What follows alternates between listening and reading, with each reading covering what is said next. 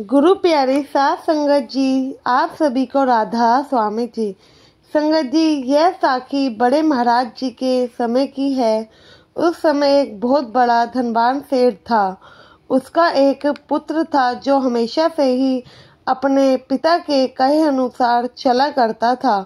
जब सेठ मरने लगा तो पुत्र हाथ जोड़कर कहता है, पिताजी कुछ शिक्षा दो। तब उसके पिताजी ने कहा कि बेटा, सारी राजनीति का सार है जो मैं तुम्हें सुनाता हूँ, जो अगर तुम उस पर चलोगे तो हमेशा ही सुख भोगोगे। और पहली नसीहत ये है कि भोजन हमेशा ही मीठा खाना। दूसरी नसीहत ये है कि धूप में कभी भी ना चलना। तीसरी ये है कि कर्ज देकर नहीं मांगना।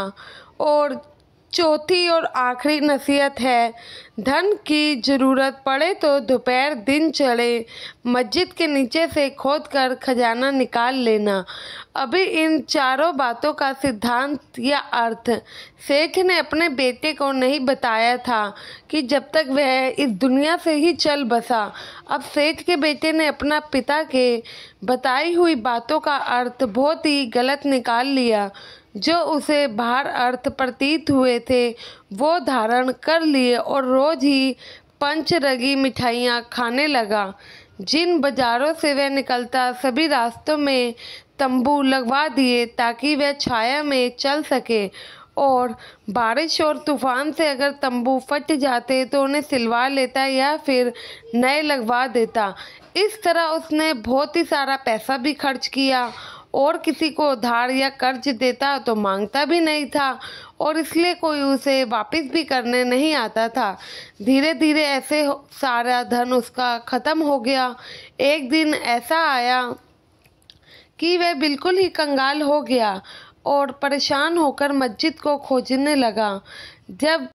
जब वह मस्जिद को खोदने लगा और वहाँ से कुछ नहीं मिला। काफ़ी लोगों ने उसे मना भी किया और वह नहीं माना तो कई लोगों ने उसकी पिटाई भी की, लेकिन कोई उसकी मदद करने नहीं आया।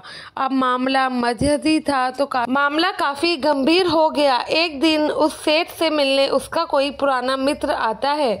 जब वह सेठ के बारे में पूछता है तो लोग कहते हैं वह तो स्वर्ग सिधार गए हैं और जो उनका बेटा है वह अभी जिंदा है, लेकिन मरे हुए से भी बदतर हालत है क्योंकि वह अपना सारा कुछ गवा बैठा है। अब लोगों से मार ही खाता फिरता है। जो सेठ का मित्र सोचता है कि यह तो इतने बड़े साहूकार का बेटा है जिसके धन कई पुश्तों तक खत्म नहीं होने वाला था, तो ये क्या इतनी जल्दी कैसे कंगाल हो गया। चलो चलकर एक बार उससे मिला जाए। फिर वह सेठ जी का मित्र सेठ जी के बेटे के पास आता है। उनके पास जाकर उनके दुखों का कारण पूछने लगता है। तब सेठ का बेटा अपना सारा हाल शुरू से बयां करता है और अपना पूरा किस्सा सुना देता है। तो वह अपने पिता की शिक्षाएं भी बताता है कि उसके पिता ने उसे ऐसी शिक्षाएं दी थी। अब सेठ जी के मित्र ने उनका सारा हाल सुना और अपना माथा पकड़ लिया और कहा कि बेटा, तुमसे भूल हो गई है। तुम इन बातों के अंदर के भाव को नहीं समझ पाए हो। जो बाहर के मतलब थे तुम उसे पकड़ कर बैठे हो, इसलिए तुम्हें इतना दुख झेलना पड़ा। इन शिक्षाओं का तो कुछ अलग ही मतलब है जो अब मैं तुम्हें बताने जा रहा हूँ।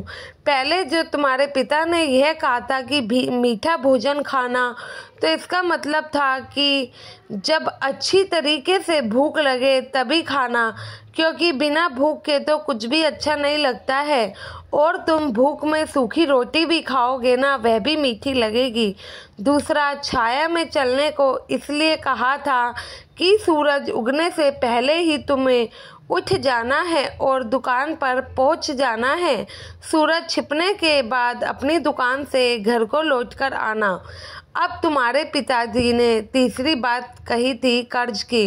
वह ये थी कि किसी को कर्ज देकर मांगना नहीं, मतलब जिसको भी कर्ज देना उसका कोई ना कोई सामान या जेवर अपने पास रख लेना ताकि तुम्हें परेशानी ना हो और तुम्हारा पैसा समय से वापस भी आ सके। क्योंकि आजकल लोग, तुम्हें पता ही है, कैसे पैसे लेकर वापस नहीं करते हैं। चौथी बात का यह मतलब था कि जो मस्जिद के नीचे से सवा पहर दिन चढ़े पर खजाना निकालना, उसका मतलब यही है कि जिस समय दिन चढ़ेगा तुम्हारे घर पर मस्जिद की परछाई पड़ेगी, उस जगह को तुम्हें खोदना होगा, वहाँ से तुम्हें धन प्राप्त हो जाएगा। दूसरे दिन जब सेठ के पुत्र के घर में मस्जिद की परछाई पड़ी तो उसने खोदना शुरू किया। अभी थोड़ा सा ही खोदा था कि उसके नीचे से बर्तन खटकने की आवाज़ आई और उसने देखा कि उसमें तो बहुत सारा धन था और खजाना भी निकला, जिसको लेकर उसने अपना व्यापार दोबारा से खड़ा कर लिया और अपने पिता की बताई गई शिक्षाओं पर चलने लगा और थोड़े समय में ही वह फिर से धनवान हो गया और एक बड़ा साहूकार बन गया। तो साध संगत जी, हमें भी इस तरीके की संत महाराज जी की बातों को जिस तरह हम नहीं समझ पाते हैं और इसी तरीके से सेठ के पुत्र की तरह उन्हें गलत ले लेते हैं, जो कि सही नहीं है, इसी प्रकार हमें भी अक्षरों के अर्थ को और अंदर के भाव को समझने की ज़रूरत है। हमें अपना अभिमान छोड़कर सेवा करनी। संगत जी, दुनिया में आखिर हमारा क्या ही है? ये तो सिर्फ रंगमंच है जिस पर आज हम हैं, कल नहीं। तो अपने असल जीवन के मकसद को पहचानिए, सतगुरु के कहे वचनों को मानिए और अपने भजन सिमरन को, सत्संग को, सेवा को भरपूर समय दीजिए। हमारे कुछ साथ नहीं जाना है सिवाय हमारे नाम की कमाई के। आशा है जो साखियाँ आप सुनते हैं या फिर सत्संग भी सुनते हैं, उन पर अमल जरूर करते होंगे। गुरु के वचनों को समझिए, गुरु आखिर कहते क्या हैं और हमें क्या समझाना चाहते हैं।